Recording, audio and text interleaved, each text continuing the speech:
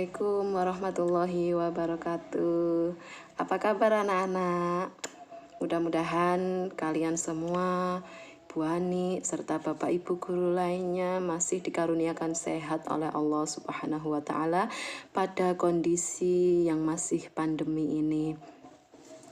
Baiklah anak-anak, Bu Ani berada di layar HP kalian ini karena diminta untuk menyampaikan materi tentang cinta budaya dan kerukunan beragama. Akan tetapi Bu Ani tidak akan menyampaikan materi, hanya saja lebih pada pembahasan bersama ya. Jadi kita bahas bersama-sama tentang cinta budaya dan kerukunan beragama. Baik, sebelum menuju ke cinta, kita harus tahu dulu apa itu budaya. Apa budaya anak-anak? Nah, kalian ada kan itu pelajaran seni budaya, kemudian kalian juga sering mendengar, melihat di berbagai media tentang budaya, acara-acara budaya. Apa itu anak-anak? Baik, kalau boleh Bu Ani menyimpulkan, kalau boleh Bu Ani mengupas sedikit dari hasil membacanya Bu Ani, budaya itu adalah hasil cipta atau hasil karya dari pikiran manusia yang ditujukan untuk meningkatkan kesejahteraan sekaligus untuk menenteramkan hati, untuk ketentraman hidup. Ya, itu kurang lebih seperti itu budaya. Nah, sekarang contoh dari budaya itu apa? Contoh budaya itu misalnya beberapa dari kegiatan masyarakat, kemudian cara berpakaian, lalu menari ya. Kemudian juga bahkan politik itu juga ada yang mengatakan merupakan unsur dari budaya. Nah, sekarang apa yang membuat budaya itu berbeda-beda antara daerah satu dengan yang lain? Kenapa bisa berbeda? Nah, tadi dikatakan bahwa budaya itu adalah hasil cipta dari pikiran manusia ya. Nah, sedangkan kita sudah tahu manusia satu dengan manusia yang lain itu memiliki pola pikir yang berbeda. Sehingga inilah yang memunculkan budaya yang berbeda, yang juga berbeda.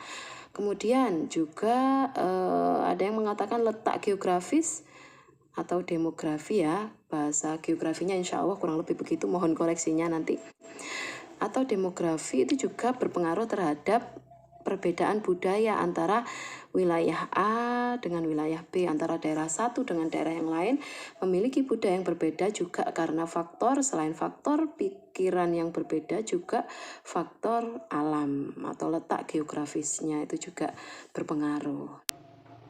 Sehingga budaya yang ada di negara kita, di Indonesia, itu berbeda dengan yang ada di Arab, berbeda dengan yang ada di Eropa, berbeda dengan yang ada di Cina, di Afrika, dan sebagainya. Kenapa?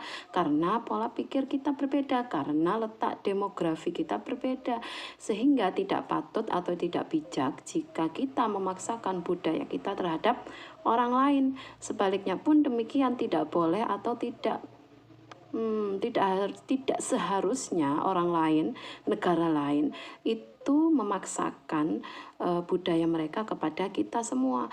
Akan tetapi yang terjadi pada saat ini atau fenomena saat ini adalah bahwa kita warga Indonesia, terutama para milenial ya, para generasi milenial, itu tidak terasa kalau sebenarnya kita sudah kemasukan budaya asing ya, budaya asing.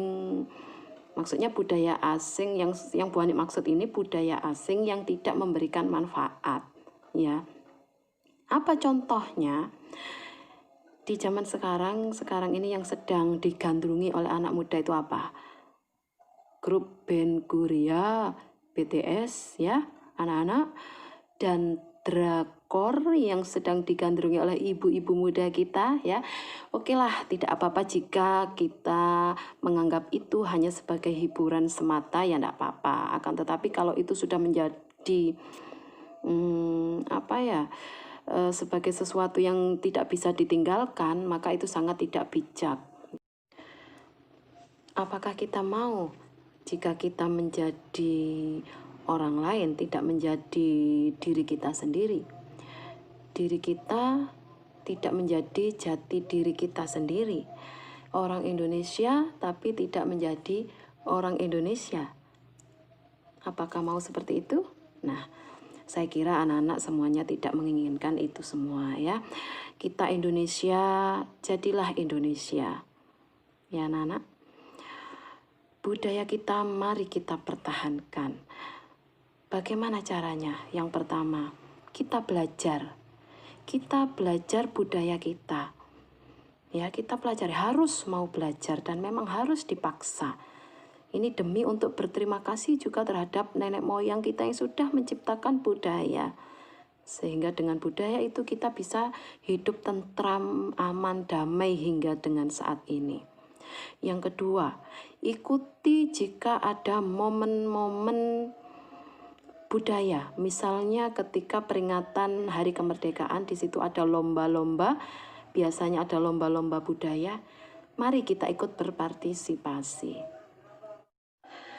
Kalau kita sudah terbiasa belajar budaya, kemudian biasa ikut berpartisipasi dalam segala kegiatan budaya, maka dan itu kita laksanakan dengan rutin, maka insya Allah akan menimbulkan rasa cinta di dalam hati, akan menimbulkan rasa sakit hati jika budaya kita diklaim oleh negara lain, akan menimbulkan rasa eman jika kebiasaan adat istiadat kita juga dilakukan oleh wilayah lain. Nah, itu cinta ya anak-anak. Tidak usahlah kita meniru-niru budaya negara lain. Tidak usah, saya kira tidak bijak itu ya.